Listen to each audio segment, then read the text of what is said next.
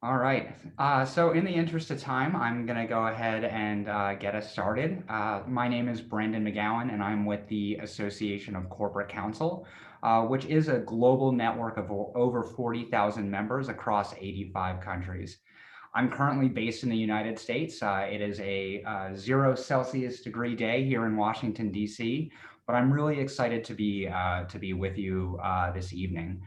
I'm very delighted to turn it over to our ACC India Corporate Counsel Forum Steering Committee member, Kavita Gupta.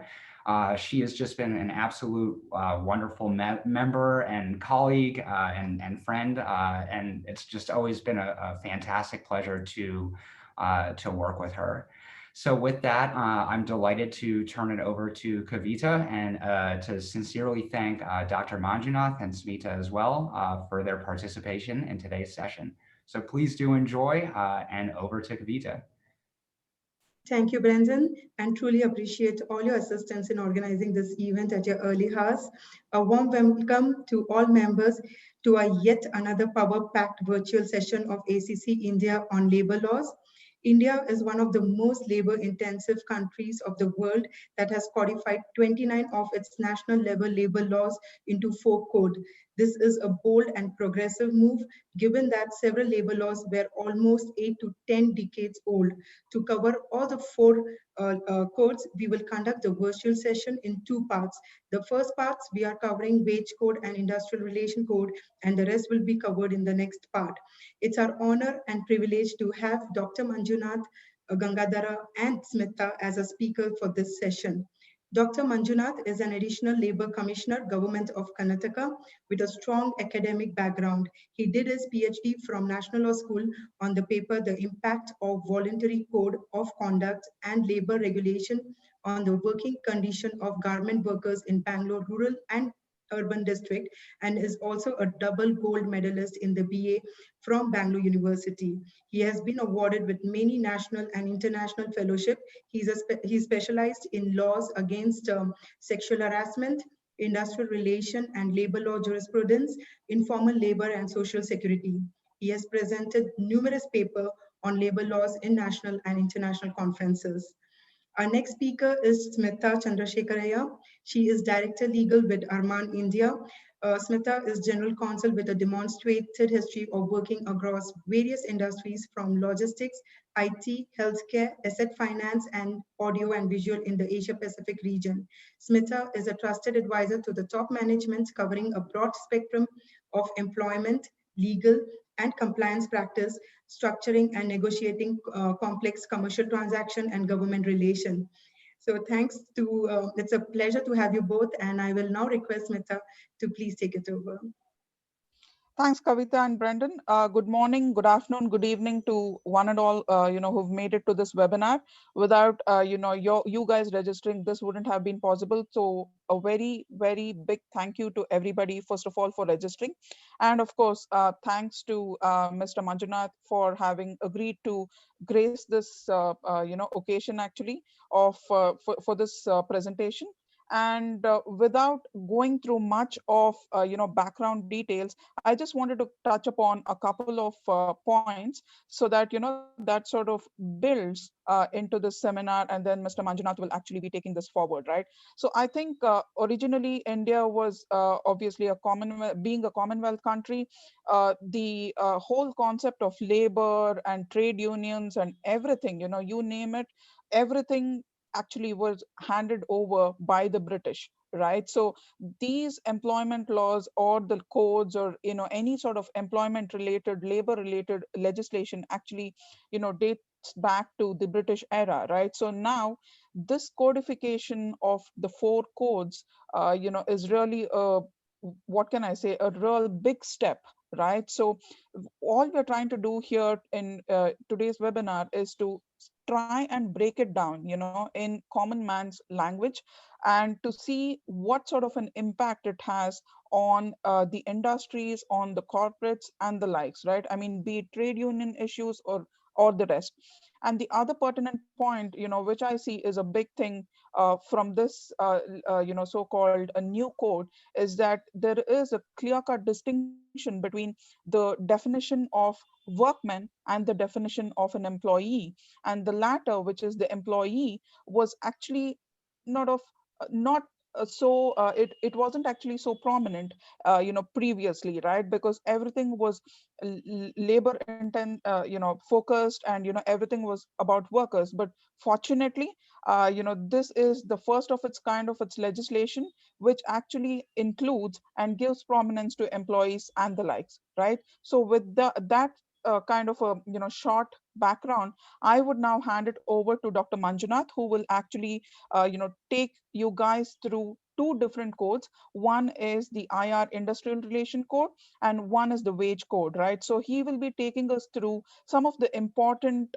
milestones which can make actually a potential difference in your day-to-day lives, be it in the sphere of a general counsel's lives, or be it a HR's life, right? So he will touch upon that.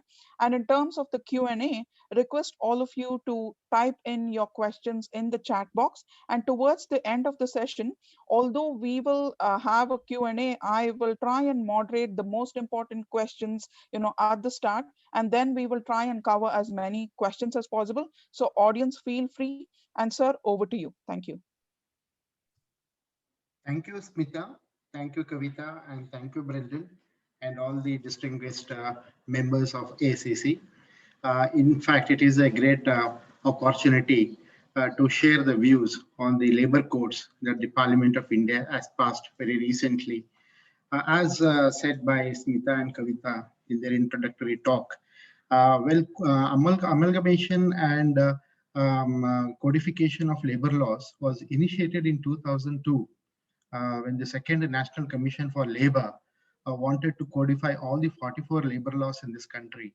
So since 2002, the labor law reforms was debated in this country for a very long time, and it took 2-3 decades, and ultimately we have reached a stage where about 29 labor laws find their place in 4 codes. So the Industrial Relations and Code on Wages are the 2 codes which we are going to deliberate upon today. The other 2 codes on social security and occupational safety and health will take some time to deliberate. So, these 2 codes which I'm trying to address the distinguished gathering, who are well informed about these codes.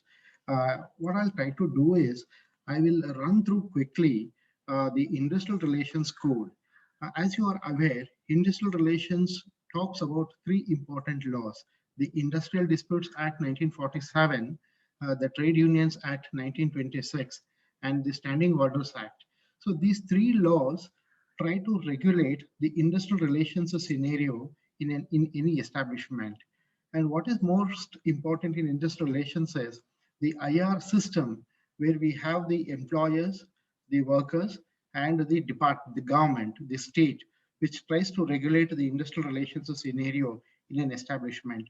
So in this situation, the intervention of the government is very, very powerful and is very, very important to bring in an industrial peace and an atmosphere where productivity goes on and workers' rights are protected and employers' rights are also protected. So industrial relations is a very important code where the intervention of the government and the state is very, very vital. Whereas the code on wages, as we go through, we see that wages and then the complaints on the part of the employers would become very important, and the role of the government would be very less in the code on wages. So we'll start with Industrial Relations Code, and I'll let you know the most important and substantial changes that the code has brought in vis-a-vis the other 3 laws.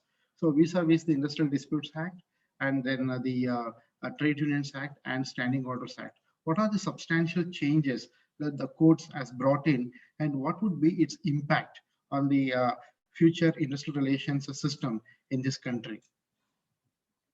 So as we are all aware, the Parliament of India passed this act, and it received the assent of the President on 28 September 2020. And the purpose of the act is to consolidate and amend 3 issues. One is the Trade Unions Act, how to register a trade union, how do the trade unions function, and how do they raise industrial disputes.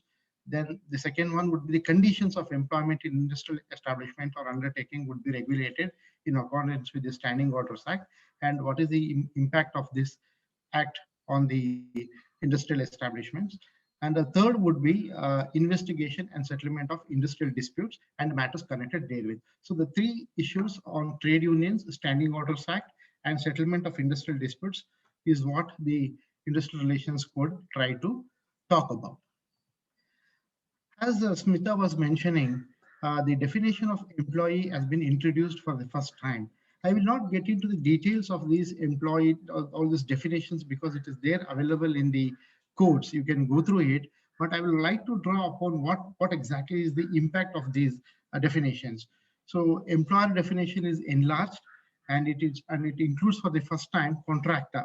Earlier, the contractor was a separate entity. Now the contractor also is an employer. Not only that, the legal representatives of the deceased employer is also an employer.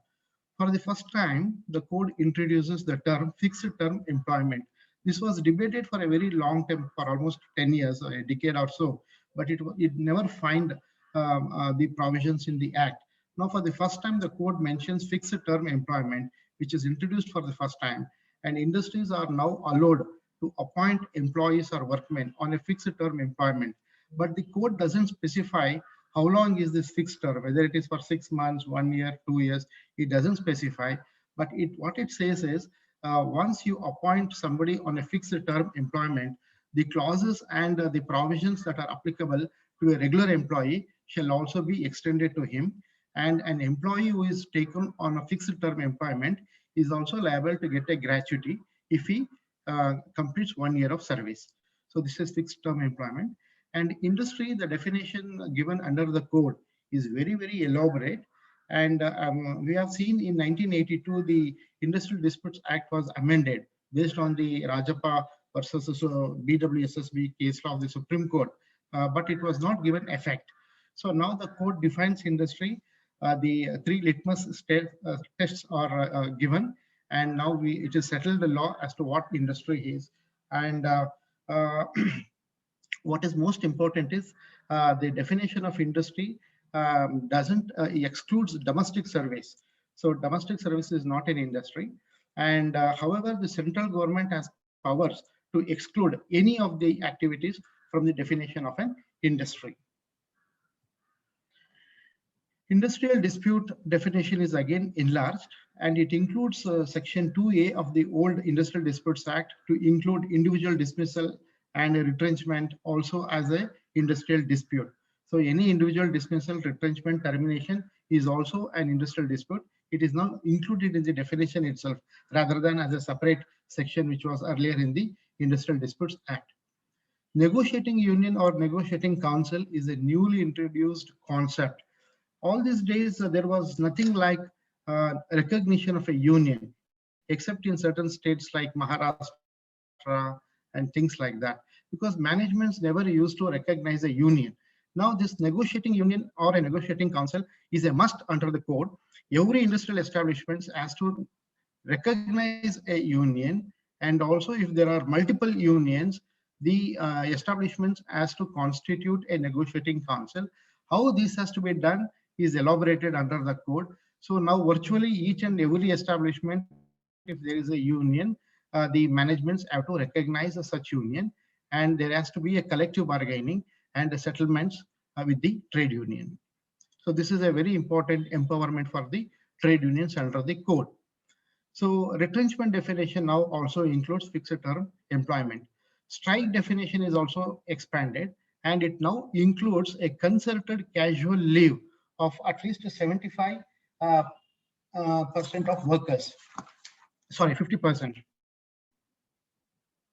On any given day, if 50% of the workers go on a concerted casual leave, it amounts to strike. So apart from whatever was the old definition, this is added to the definition of a strike. Trade union dispute is newly introduced, because earlier we had only trade dispute. Labor Department and the government used to struggle with the internal rivalry of the unions. So there used to be a lot of internal union disputes. So now the code defines what is a trade union dispute. It has been newly introduced. And if there is any dispute among the trade unions, they have to settle it with the High Court. So this is the provision under the code. Wages across all the four codes, wages as a common definition. It's a very newer interpretation. The interpretation is based on the air freight case law of the Honorable Supreme Court of India. So the Supreme Court of India has very clearly said as to what are all the wages, what are the components of the wages, and how to calculate these wages. So based on the air freight case, the wages definition is now a settled definition, very elaborate definition, and there is no room for any ambiguity in all the four codes. All the four codes define wages very similarly.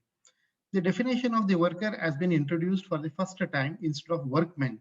So it excludes apprentices appointed under Apprentices Act, and it includes working journalists and sales promotion employees, and workers who are terminated are also our worker, but it excludes supervisory workers drawing more than 18,000. So those supervisors who are drawing less than 18,000 would be defined as a worker, but those who are drawing more than 18,000 are excluded from the definition of a worker.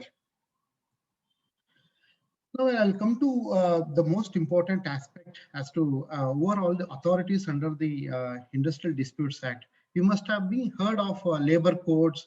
Then you have various authorities like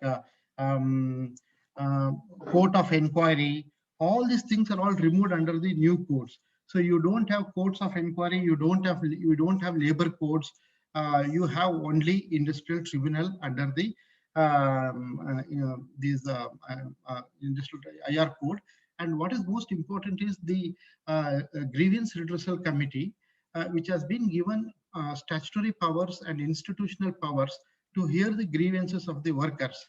So what is important under grievance redressal committee is each and every establishment has to set up GRC. So what is this GRC? The number of members in GRC has to be 10. Earlier it was only 6 under the Industrial Disputes Act. Now, in any industrial establishment, the aggrieved worker with individual grievance may file an application within 1 year of the date of cause of action to settle his disputes. So earlier, individual disputes used to come to the Labor Department for conciliation. Now, this is no more the case. Now, the individual grievances has to be filed before the GRC, which has been constituted by the establishment, and GRC has to conduct its proceeding within 30 days. The entire decision-making process, how to go about it, how to hear the grievances, how to settle the grievances is given in a very detailed manner in the code. And worker can seek an appeal if he is not satisfied with the decision of the GRC within 60 days and file an application before the conciliation officer through the recognized trade union. So whatever is the decision of the GRC, if either parties are aggrieved from the decision of the GRC, they have to file a case before the conciliation officer through the trade union. So this is the mechanism given under the industrial code, mainly because they want bipartite settlements to happen more. So instead of tripartite settlements, which involves the government, the focus is more on the employer to sit with his grievance redressal committee and solve all the internal issues which arises in the establishment. And the worker can also directly approach the tribunal. So the labor codes and schedules are all now removed. So the worker can directly go to the tribunal and seek adjudication of the matter if he is not satisfied even with the conciliation officer. So this is about GRC. And dismissal, etc. of an individual worker shall also be deemed to be an industrial dispute. So earlier, the time limit to raise an industrial dispute varies from 3 years to 4 years, like that. So the condemnation of delay was a great problem under the ID Act. Now that is now a settled issue. The time limit to raise an industrial dispute by an individual worker is limited to 2 years. So you cannot raise a dispute after 2 years.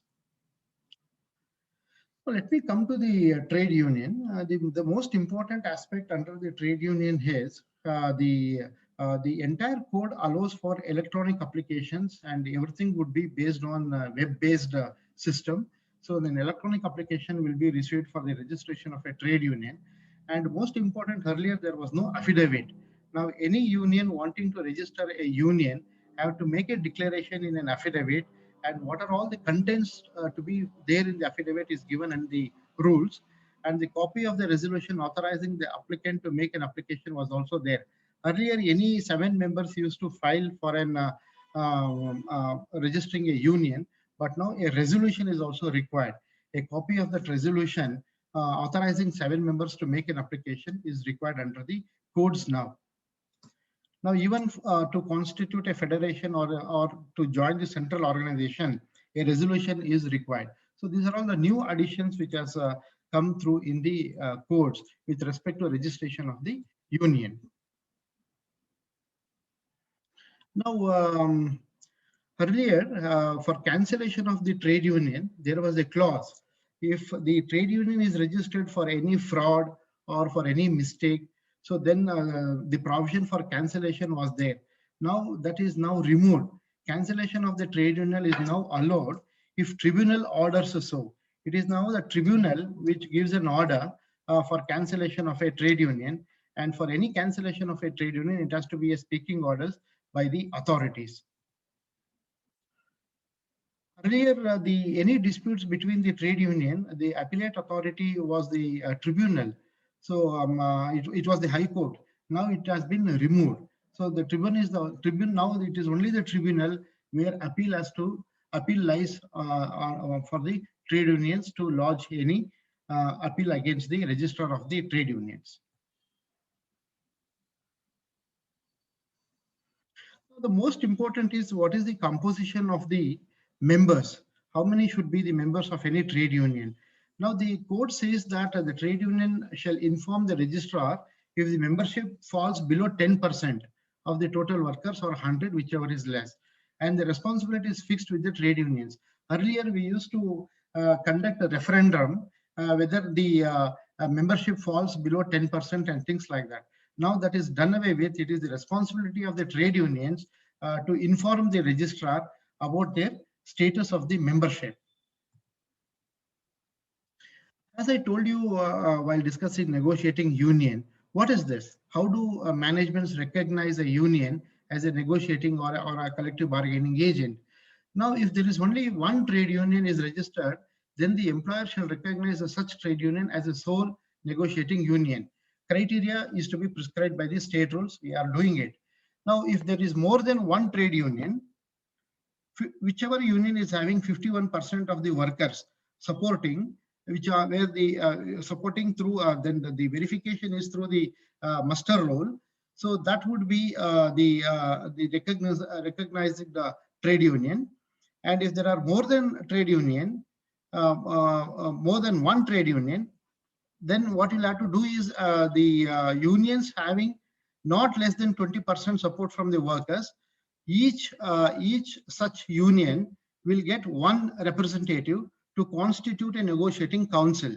So 51% it becomes a negotiating union. If there are multiple unions and having not less than 20% of the support of the workers, the employer will select one from each of these, then it constitutes a negotiating council or joint negotiating council to conduct the collective bargaining processes of the establishment. Earlier, the trade union disputes was a very problematic issue, and we used to tell them to go to the civil court. Now the code introduces how to adjudicate the disputes which arises among the trade unions. If there are multiple trade unions, and such disputes has to be significantly adjudicated. Code also talks about central and state level unions. Coming to the standing orders, in Karnataka, the standing orders was applicable to 50 or more establishments employing 50 or more. Now the code has increased the threshold of the workers up to 300. So the standing orders now, according to the code, applies to those establishments where 300 or more workers are employed. And earlier, the appropriate government was given powers to reduce the number of workers for the applicability of this standing orders. Now that power is withdrawn. So the appropriate government cannot reduce now. So that means it remains 300 in pan India. So all the state governments, the the number of workers threshold to apply standing orders would be 300 only. So, sir, sorry, going back to the previous slide, can you just touch upon at least one or two substantial changes which may impact corporates? The main impact would be earlier in Karnataka, all industrial establishments having 50 or more used to certify their standing orders. Now it is not required. The threshold has been now increased to 300.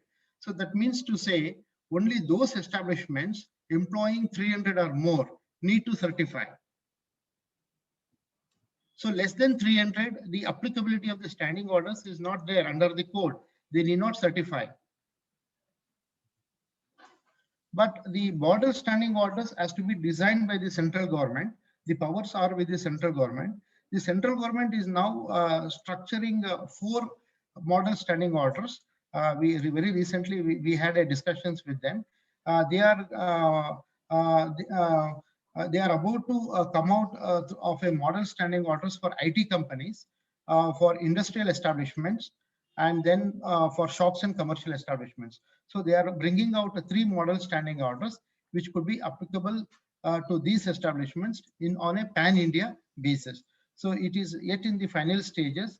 Government of India, the central government, will come out with the model standing orders for all the 3 sectors of establishments. One is IT, non-IT, industrial establishments, and of course, they are also coming out with the standing orders for Shops and Commercial Establishments Act.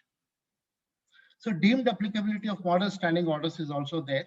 So once the model standing orders is framed by the central government, deemed applicability is also provided under the Act. So certification itself is not necessary. In certain instances, the deemed applicability is also there. So there are also procedures for certification of a standing order. How a standing orders would be certified. Earlier also, it used to be the trade union or representatives of the workmen. We used to approach the certifying officer for certification. The same process is now is also there.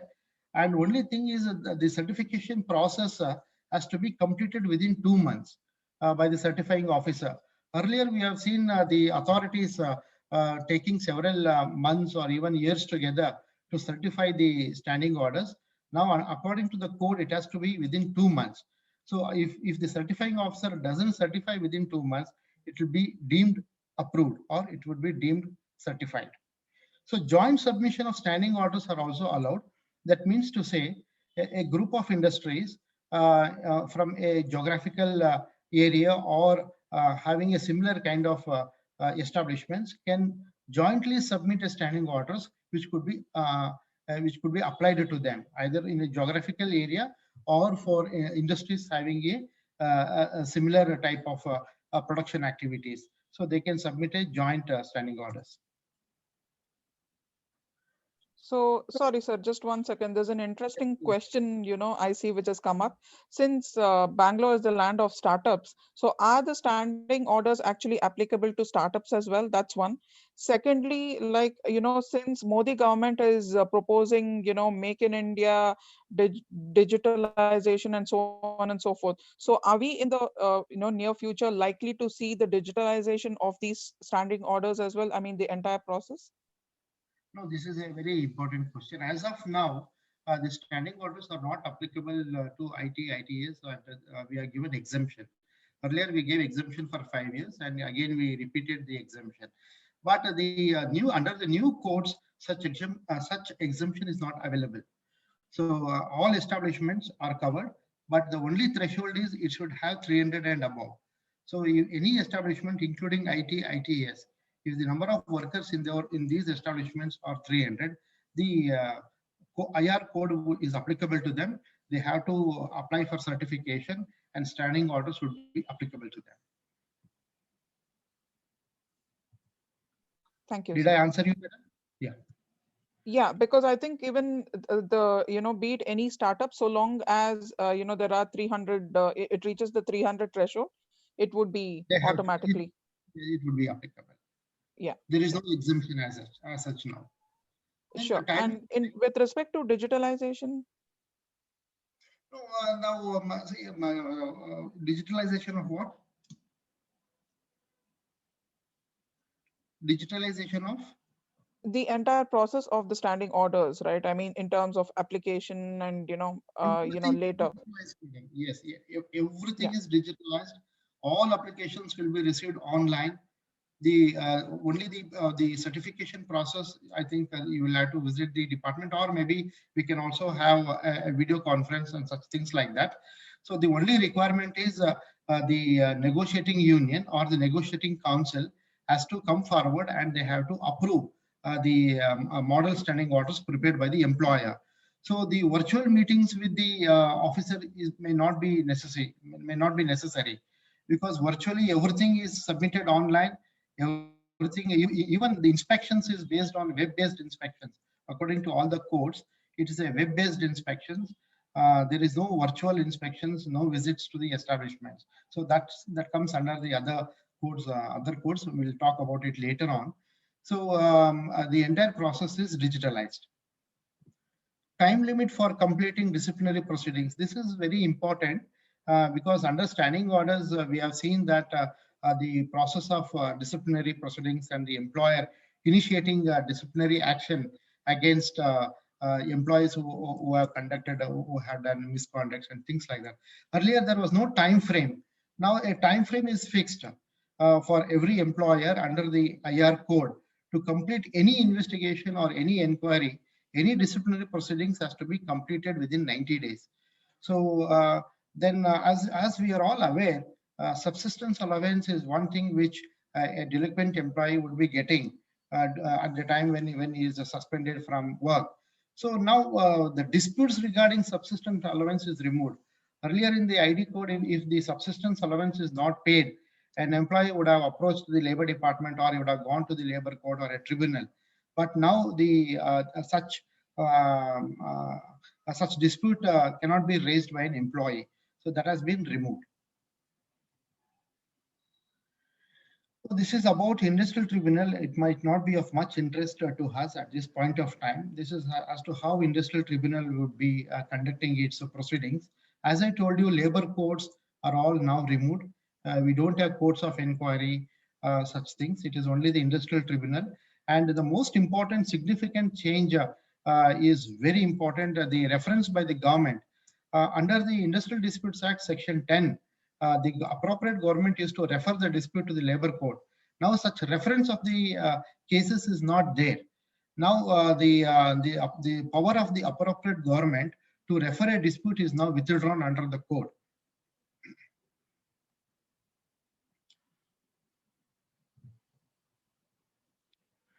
This is the process of, okay, I'll talk about this. Under the IR code, public utility services is removed. I think there was a provision under the Industrial Disputes Act regarding public utility services, and many industries were notified as public utility services. Why it was declared as public utility service was, industries, those who were declared as public utility services, they cannot go on a strike, or the employer was not able to declare a lockout without serving the notices. Since public utility services is removed, now under the code, no notice of strike or a lockout under PUC is required. So time limit to file an industrial dispute is now 2 years. So the time limit is also very specific. So nobody can raise an industrial dispute beyond 2 years. And the earlier the process was the conciliation officers used to send the failure reports to the government, and from the government it used to go to the labor court or the industrial tribunal. Now the failure report will be sent to the government, that's all, but the reference powers is not given. So the failure report has to be sent within 14 days if it is under Section 16. And either parties can approach the tribunal directly within 90 days on the matters not settled. That's what I'm trying to tell you. So the either parties, if they are not happy with the conciliation mechanism, then they can approach the tribunal directly. The reference of the government is now removed. This is the most significant changes under the code.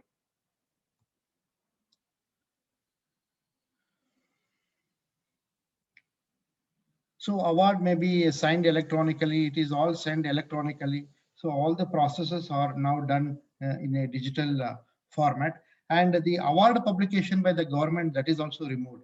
So the government need not now publish the award. So the award would be directly sent to the concerned parties by the tribunal. So the award would be enforceable after 30 days of the communication of the award to the parties by the tribunal. So to a very large extent, the power of the government has been reduced. So that makes the workman and the employer to raise in a dispute and go to the tribunal becomes very easy for them. Intervention of the government is reduced. I think this is about conciliation. Public utility services is deleted. The notice period is also now a 6 weeks notice period is replaced by 60 days. Now coming to the retrenchment and closure of certain establishments. The earlier chapter, I think we are all aware about chapter 5A and 5B. Under chapter 5B, the limit was 100. Now the threshold of number of workers has been now increased from 100 to 300 under the code. So appropriate government may notify such higher numbers of workers more than 300. So the powers have been given to the appropriate government to increase the threshold of the number of workers to whom chapter 5B, which I was in the older industrial dispute, it is chapter 5B, special provisions for layoff, retrenchment and closure. I'm talking about those issues. So for any establishment to lay off, to retrench or to close, the number of employees that is required is now 300. You must have heard very recently, we also passed an ordinance to that effect. Government of Karnataka passed an ordinance increasing the threshold from 100 to 300, but it failed in the Parishad. So the ordinance was not able to come to effect. So, but the IR codes increases the threshold from 100 to 300 on special provisions regarding layoff and retrenchment and closures, where permission from the government is required if it is above 300. Less than 300, there is no need for the establishment to seek permission from the government to lay off or to retrench or to close. This is newly introduced worker skilling fund. So this is a new fund, and we have to see how this is going to be impacted and how we receive the funds and how do we use fruitfully this fund. Penalty provisions are there, madam, are there. Of course, I will not touch upon penalty provisions too much. Yes, sir. I think you can skip the penalties portion for the time being. Yeah, but this is very important, composition of offences. Composition of offences in the sense that the government shall appoint a gazetted officer to compound the offence. What it says is 50 and 75% of the maximum fine can be compounded, and such amount has to be credited to the Social Security Fund under the Social Security Code. So compounding of offences was not available in the previous codes, in the previous laws. So this IR code provides for composition of offences, which is a very important provision. So once now that the code is now enforceable, except for the rules, once the rules come through, the act would be enforced. All the three acts which I mentioned earlier would be repealed. So this is in general about industrial relations code. Basically, the compliance part on the part of the employer would be less here, because it tries to regulate the working conditions of the workmen. So all the three parties are very important, that is the state, the employer and the trade unions. So all the three actors, and how do they act and react, and how do they respond to each other, and how do they try to maintain industrial peace in an establishment is very important. So this is a complex type of law.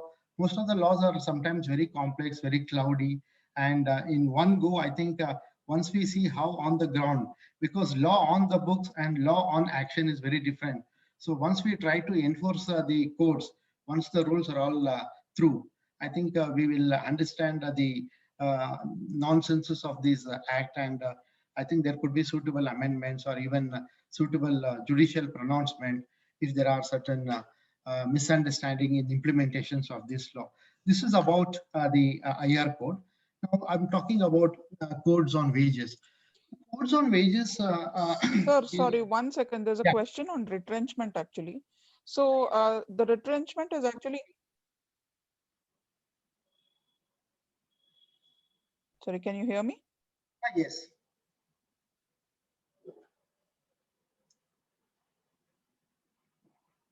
Sir, can you hear me? Yes, ma'am, I can hear you. Go ahead, Smita. We can hear you, Smita. Okay, so the question is on retrenchment, sir. So I believe a person wants to know that whether or not the retrenchment provisions are applicable to all establishments, right? I mean, yes or no, because according to the person, retrenchment provisions are, she says that are applicable only to factories, plantations, and mines. So your views on Madam, the IR code and codes on wages are applicable to the entire world of work, whether it is organized, whether it is unorganized, whether the establishment unorganized? Yeah, unorganized, organized, whether an establishment employs one employee, but only there are thresholds.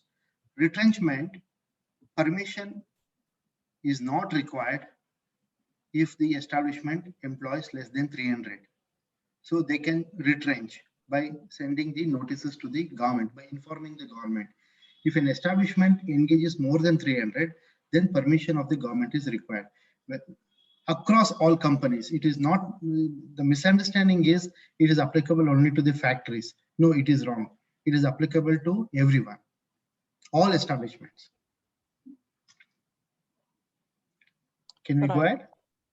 Thank you, sir. So, Yeah. couple of other questions. So under the new code, sure, sir. Couple of before we actually move on, because I thought when the topic is on, it makes sense for me to just pick your brain immediately, right? So the next question is, can the aggrieved party, approach the GRC directly rather than approaching the conciliation officer? Is that possible?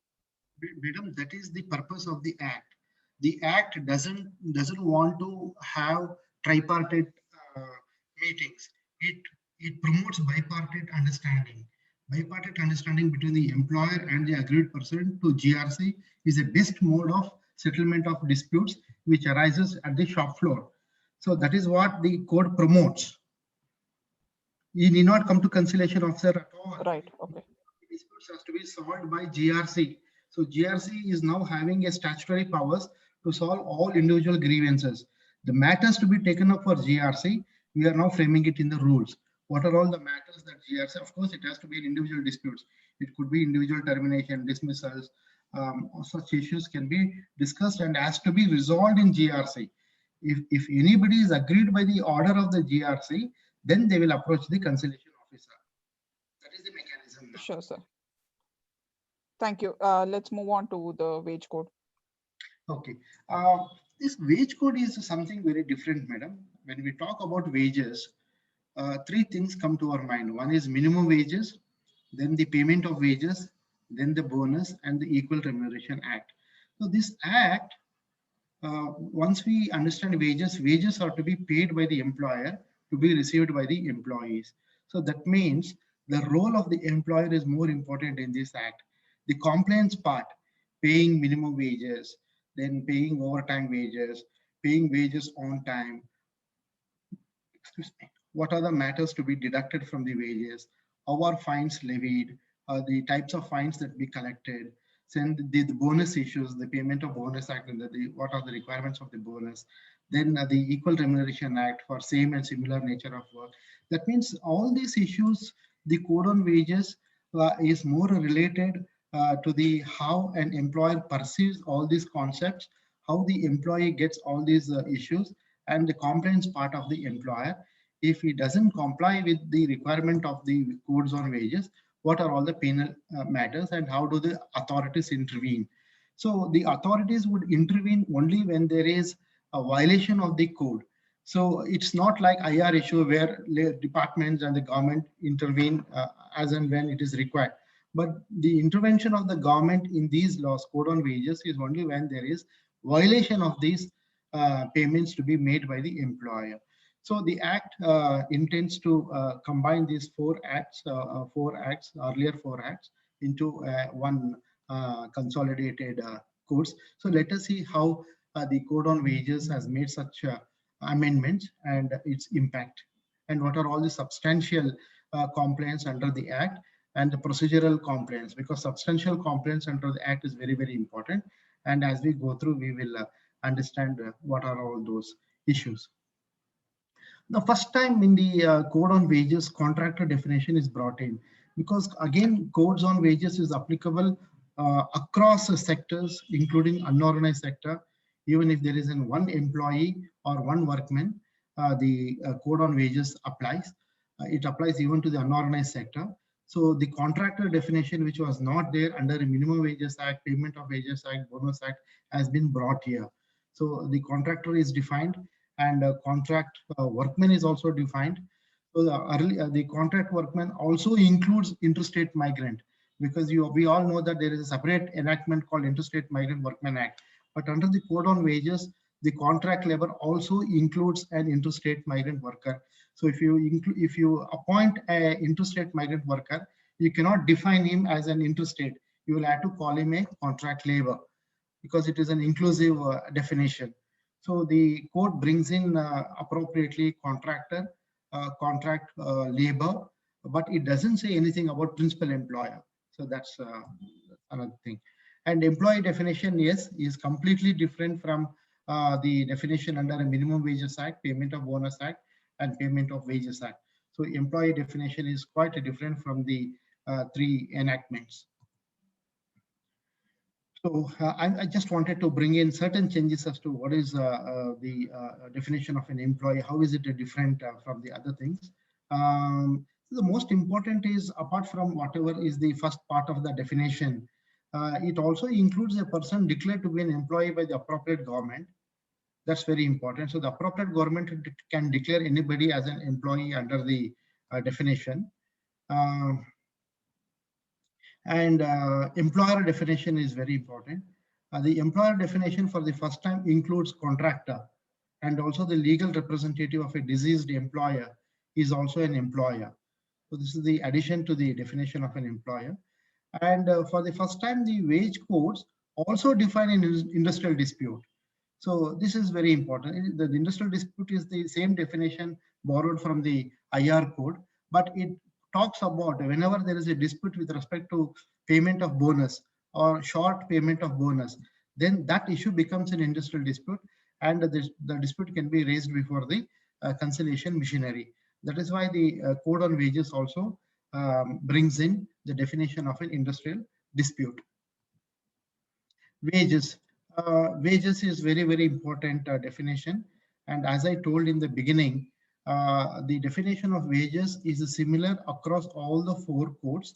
The definition is part of the Supreme Court decision in air freight case, which went into detail as to the analysis of what comprises what is the components of the basic wage, and if an employer is paying allowances more than the stipulated basic wage, how do we calculate?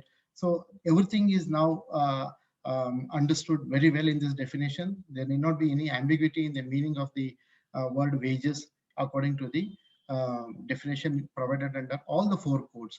So basically, the definition of wages include three components.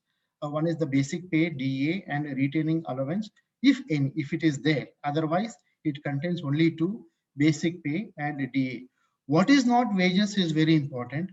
There are a whole lot of issues as to what is not understood as basic wage. So, but does not include components. There are so many components, and these are all the items which is not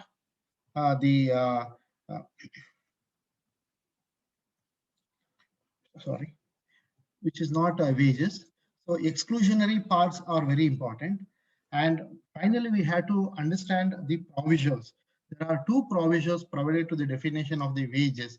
So the two provisions are very, very important. And also an explanation is given. So now the exclusion, whatever is excluded, if it is one half of, so which is very, if there are any questions, I can answer it. Because let me not read the provisions, and reading a law is very, very bad. And it leads to further confusion. So this is about the definition of wages, which settles whatever was defined by the Supreme Court. So worker is again. Sir, Yes, sorry, ma'am. if I may step in and ask, can you just, Yeah. yeah, on this particular slide, right? So I see that there are like 100 exclusions, right? So for example, No, no, like not under the new definition of this wage, if an employer were to consider structuring the wage, what is the most essential component and, what is the least essential component from a practical perspective? If you can, throw some light, I think that'll be helpful for the audience. No, madam. What is most important is what is wages. So it talks about two things. What is, but does not include is something which depends on the nature of the establishment, the type of activities that they are indulging in, and the way in which they understand what are all the provisions which is not the part of the wages. So it is most pertinent that the definition includes basic pay. So basic pay and DA is what we as a minimum wage authority, sometimes we prescribe what is minimum wages. And it is also pertinent that any employer can also fix his wages, the basic and DA more above the stipulated minimum wages. So what has to be fixed and what shall not be fixed is the domain of the particular establishment. Definitely, because I think you get to see a lot of disputes, right, sir? So I was asking from a litigation perspective because, like, I mean, if the wage thing is structured properly, then, in terms of a litigation or people coming to you would sort of reduce. So I was asking from that perspective, actually. See, what it says, you can have any number of exclusion, but the point is the proviso for it says for calculation of the wages under this clause, if payments made by the employer to the employee under clauses A to exceeds one half or such other percent as may be notified by the central government of all the remuneration calculated under this clause, the amount which exceeds such one half or the percentage so notified shall be deemed as remuneration and shall be accordingly added in wages under this clause. So one has to read the provisions. Provisions are very important to understand what exactly, because earlier we used to see managements used to pay the other emoluments was more than the wages stipulated. So while calculating for social security like ESI or EPF or gratuity, it was not very appropriate, and the workman used to get the calculation was very less. So now it gives a rider as to how it has to be calculated. So Correct. this It's is more clearer now. Yeah. very clear now. That's what I'm Yeah. telling. The case of the Supreme Court is now settled, and the law makes it very clear as to what it should contain, and the provision is very clear. So If there is any, hopefully, you will not be overburdened with more disputes going forward, thanks to the clarity, right? that's very important. Yes, ma'am. Perfect. Thank you. Can you go ahead? So the supervisory capacity is quite different from the in IR code. IR code it says 18,000, but in the wage code it is 15,000 rupees. There is a difference, but let us not worry too much about it. Now, substantial compliance under the code is very important. The employer shall not discriminate among employees on ground of gender. We know that this is about Equal Remuneration Act. There shall not be any discrimination with respect to payment of wages of the same gender, having work of same work or similar nature. So that is one important thing. And there shall also not be any discrimination on the ground of sex while recruiting any employee for the same work or work of similar nature. So this is also there. You cannot even you cannot discriminate at the time of recruitment also. So this is very important. Employer shall not pay to any employee wages less than the minimum rates of wages. This is a substantial complaint. Overtime rate has to be paid at twice the normal rate of wages, and shall pay wages payable within two. Well, this is very important. I don't know how to comply with this. Many people were asking question on this. In case of a removal, dismissal, retrenchment, resignation of an employee, the employer shall pay wages within 2 working days. That's stipulated in the law. I don't know why it has been done. So this This is is one particular point which is like, as you yourself rightly mentioned, most debated upon, right? Because being a corporate, like, I mean, at least a standard of minimum, I would say 1 month is actually necessary. So do you think any challenges, I mean, from a government and from both from the corporate perspective, because, and would this by any chance change owing to the practical non-feasibility? this has to be changed because practicability is what, or a reasonable time is what is very important. I think the since now the code is now already passed through. I think we have to wait for a couple of months, maybe until the rules are all framed. And I think 6 months has to pass before we amend the code itself. So we'll have to wait for a suitable amendment of the code after some time. Right. So I think on a same related note, right? So there is this new age concept of gig workers. So, if you can kindly shed some light on that also, because I'm sure that there are a lot of startups and, people who have joined who have questions about this aspect as well while we're here. And actually, the code on wages doesn't speak anything about gig workers. It is the OSH code and the other codes which mentions about platform work and gig workers and has to how to cover them with the social security and things like that. But as far as the code on wages is concerned, there isn't any employer, any worker can fall under the definition of any gig worker can also fall under the definition. So all the provisions which are applicable under the code on wages very well applies to the gig or the platform-based workers. I don't think one should really differentiate between these two. Why should Right. anyone? Yeah, I don't think any such differentiation or non-applicability of code on wages should not apply to gig or platform-based workers. It is Sure. specifically mentioned in OSH code. So basically, that is for providing or extending social security coverage for these employees.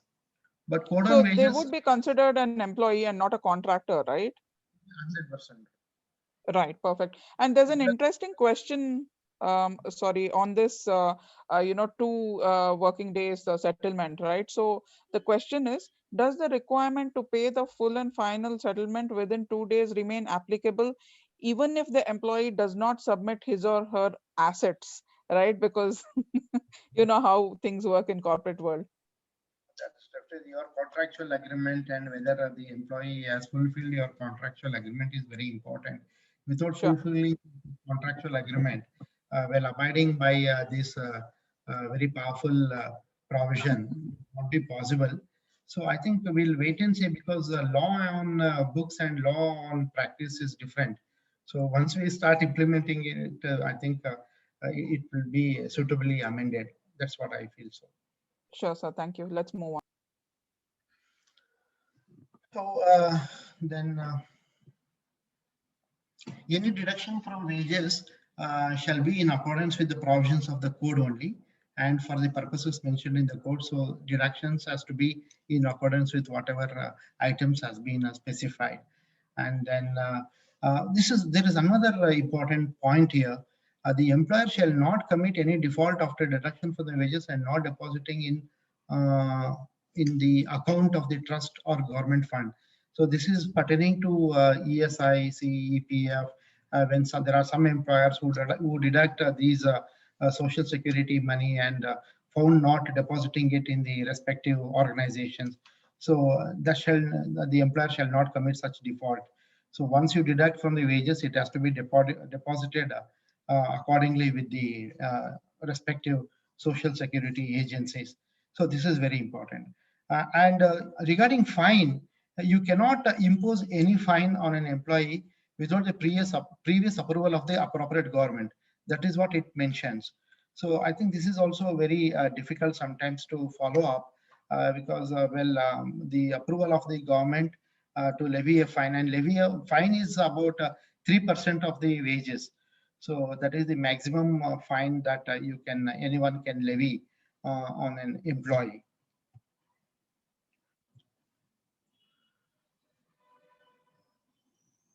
This is regarding the provisions of minimum bonus and maximum bonus. Whatever was there in the Payment of Bonus Act, I think the same things are retained. There isn't any much difference here. So I will not touch upon these issues. So because let us go to the question and answer sessions, I think that would be much better.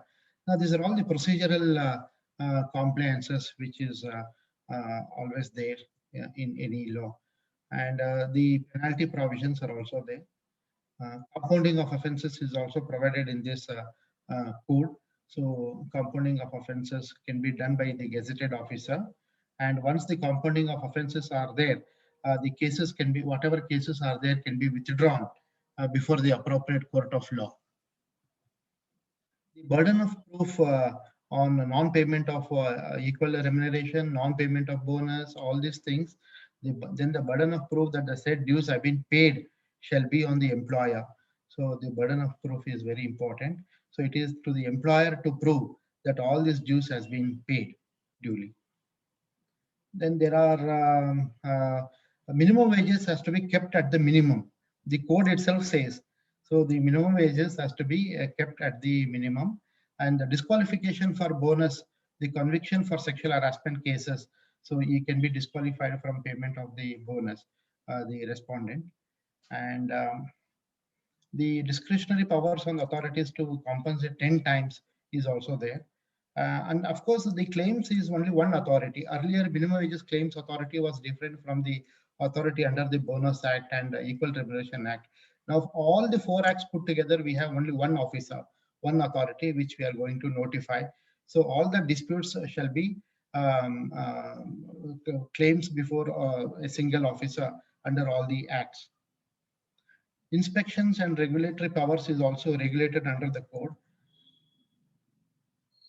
And this is very important. The cognizance of offense can now be made by all these people under the authority of the government or the officer authorized in this behalf, or any employee. So an employee is also, as I told you, the code on wages, the role of the employer becomes very, very significant and important.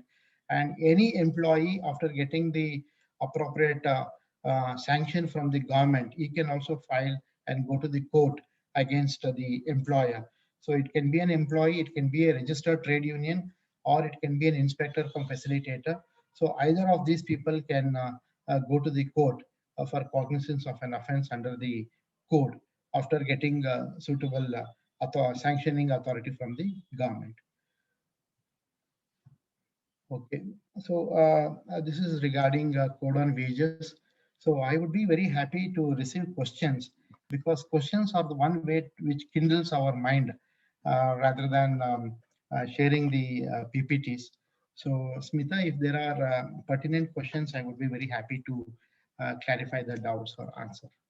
Sure. So there are a couple of questions, in fact, actually. So one of the questions is that you mentioned about the publication of rules for the IR and code on wages, right? So the participant wants to know when these rules would be published, or have they been already published? The information of the audience, the code, the Karnataka rules on wages codes and Karnataka rules on IR codes is already submitted to the government. These codes are now under the scrutiny of Department of Parliamentary Affairs and Law. So the law department is scrutinizing these two Karnataka rules. I think at all probability, the draft rules inviting the comments from the public would be published during the second week of January. So second week of January, I think the draft rules on these two codes would be published by the government, and it would be around 30 days where we invite the opinion, the objections and suggestions. And thereafter, I think we will finally publish the rules. So with effective from 1st of April, that is the timeline given by the Government of India. So by April 1st, I think all the 4 codes, the rules would be notified and would be operational across India. Because I am in touch with all my colleagues in other states. So they are all doing the similar thing. Maybe by 1 or 2 months, most of the state governments or all the state governments in India will publish their respective state rules, and it would be notified. Public opinion and suggestions would be taken into consideration, and final draft would be published by first week of February or second week, maybe by end of February, and with giving effect for its operationalization from the 1st of April. Right, sir. Thank you. So again, there are questions specifically with respect to this 2-day settlement requirement, right? So the participants would like to know whether or not the employer and employee can have any contractual arrangement which supersedes the law. I don't think that is the case, right? Because whatever is the law would be applicable. That is one question. And the next part would be in terms of severance and other sort of payments. Again, like everything should be processed within 2 days of resignation, or how would that work? Yeah, really, there is something called contracting out under the law itself. So you cannot enter into any understanding or any settlement which is against the provisions under the code. So you cannot contract out, and that would be illegal. So regarding this 2 days, in fact, since it was published in the code, we were all wondering as to how anyone can settle within 2 days. So perhaps maybe the code can be amended, or maybe the rules, but the employer and the employee cannot enter into any such type of contract denying this. Let us just wait. The act is yet to be implemented. There should be a suitable amendment to this provision, which is practically not possible according to me. Sure, sir. Thank you. So I think one thing came out very clearly, from whatever I understood, that, government interference to a great extent will be reduced, right? I mean, going forward, right? So that is like a very good thing. So from a practical perspective, since you are sitting on the other side of the fence, in the labor department, so do you think that the lesser or no interference of the government will lead to more sort of efficiency in the process, or do you think again, we may go back to how it was? No, that depends on the codes. As I told you, the intervention of the government, especially under code on wages, is very minimal, because the more is regarding the employer and his obligations. See, but under the Industrial Relations Code, it is a tripartite mechanism. And if you go through OSH and the Social Security, again, the complaints on the part of employer is very huge and very significant. So minimum is the intervention of the government. Maximum would be the bilateral appreciation and bilateral cordial relationships between the employer and the employee. I think that is what is very important, because these are the days where government intervention is not really very much required, until and unless we are on a e-platform, until and unless we promote a transparency and there is a sort of a deregulation in terms of providing a better services to the establishments. So that way, in fact, we also try to promote bipartisan. So bipartisan is very important. Now that the code speaks about each and every establishment should recognize the unions, negotiating unions. So the trade unionism activity will be more now. Earlier, the recognition of a union was not there. After the codes, IR code coming into force, I think the trade unionism activism will be more. Sure, sir. Thank you. So just specifically with regards to two codes that you have touched upon now, where do you think it's growing, and what is the takeaway for the corporates by and large? So I think with that, we'll just end the session. I'm seeing that we're running short of time. Yeah, so most important is see the impact of these two codes. Now, what would be the impact of these codes? These codes are still at a very initial stage. It takes some time to, once we start implementing, once we start regulating this act, once the employers, once the stakeholders try to understand. Now we are trying to understand the code. So maybe in a couple of months later on, you will be implementing the code. So when you're on the field, when we actually start implementing, the impact or the understanding that whatever I have spoken now will be different after 3 months. When we again have some dialogue during April or May, that would be totally a different sort of understanding, and whatever I spoken now will become outdated once we start understanding the implementation. Impact is more or less not much. Whatever earlier laws, because the compliance is now digitalized, the number of returns, the number of compliances that you should be making under 29 laws or whatever it is now very, very minimum, is very less. Digitalization is now promoted in a very big way. We have something called web-based inspections. We are working on that. So it shall be only through our web portal that a labor inspector shall conduct inspections, and your complaints will also be on web-based. So like that, we are trying to bring in transparency into the way in which government interacts with the private sector, because well, too much of regulation is too bad for anybody. So in that way, we'll have to assess its impact. I think we'll have to watch and see how the impact would be there. I think with a positive note, I think we should be very happy that at least we have codes. We have 4 labor codes, which combines 29 labor laws. We are also very eager. The most important is inspectors are now called as facilitators. So it is inspector come facilitator. The first duty of the facilitator is to inform the employers and the union about the complaints procedures. So now as a facilitator, I have done my job. I have tried to inform the audience about these 2 codes. So the job of the facilitator has been done. And this is how I expect my authority, my department officers, or anybody who is into regulation, to inform the employers first and then get into any sort of, of course, there are always recalcitrant employers whom we have to go through penal provisions, but that is only at a later stage. Thank you so much, sir. So I think overall, I would see that there is definitely a positivity, and the age-old draconian laws have like gone, and these new codes, which are so super simplified, super easy, and I think efficient as well, because it's all online now. So I think we are sort of progressing from what we were, and if we see what we are today, there's a great deal of progress, I would say. So kudos to the government and to great officers like you, sir.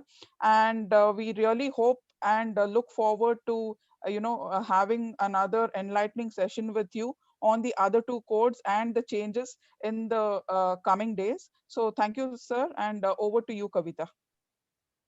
Thank you, Smita and Dr. Manjunath, for driving us deep into the wage code and for making the session so interactive and engaging. We hope to see you both early next year to take us through the remaining codes, and hope that we can resume our in-person meeting soon and have an opportunity to meet you both soon. So thank you again and happy holidays. Thank you, Kavita. Thank you, Smita. Thank you all. Yeah, Brandon, thank you. Thank you all very much, and I hope you enjoy the rest of your evening. And Dr. Manjunath, Smita, Kavita, that was absolutely wonderful, and I'm certainly looking forward to hearing more about this in the new year. So until then, I will see and speak to you all soon. Sure. Thank you. Bye. Thanks, everyone. Thanks, Brandon. Thank you. Bye-bye.